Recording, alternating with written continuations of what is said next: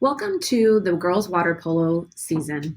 We're about to scroll through the preview in order to familiarize you with information available to you and your teams pre-season.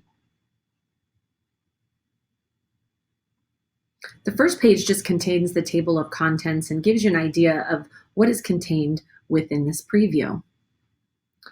As we move forward, you'll see the Coaches Advisory Committee. That group is in charge of all of the organization and planning for the season.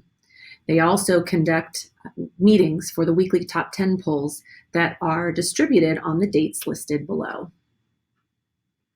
You can find their contact information should you need to email them regarding any significant wins, losses, or other things happening within your division.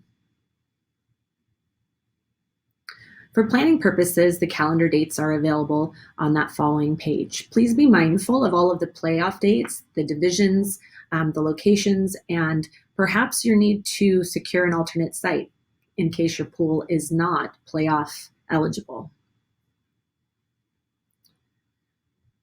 The CIF-SS home requirements are very important as that is where we draw all of our program information. So please make sure that your schedule, your scores, which will ultimately populate your overall record, those things are very important to be mindful of, that accurate information is contained within. You'll also need to upload a team picture as well as your rosters. This is also where we would determine whether or not those students are academically eligible, age eligible. All the eligibility requirements come from your entries into CIF-SS Home. The official ball for girls water polo is cap 7. Make sure that during the playoffs you are using those as they are required.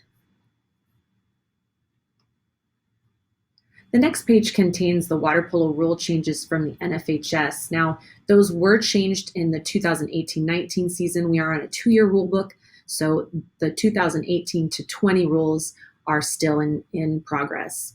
Be mindful of next season when those may change.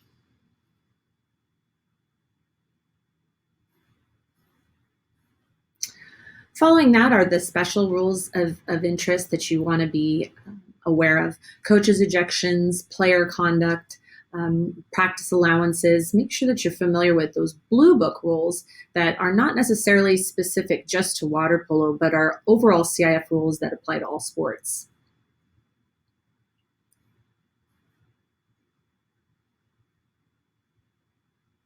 Remember also that we are counting contests as singles, so your maximum team contests for the water polo season is 28 single games, where every game counts as one. Should you have an end of the year league carousel, that tournament does not count against your overall contest limitations. Additionally, one thing to be mindful of, if you have any student athletes that do play club water polo during the official high school season of sport, they may not engage in any outside competition for another team. Following that, you'll see all of the league configurations as well as the division each individual school is within that league.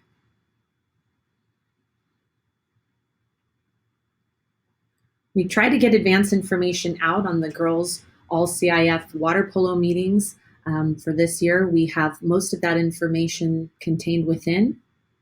Please be mindful and mark your calendars of those dates, usually the week following our championships.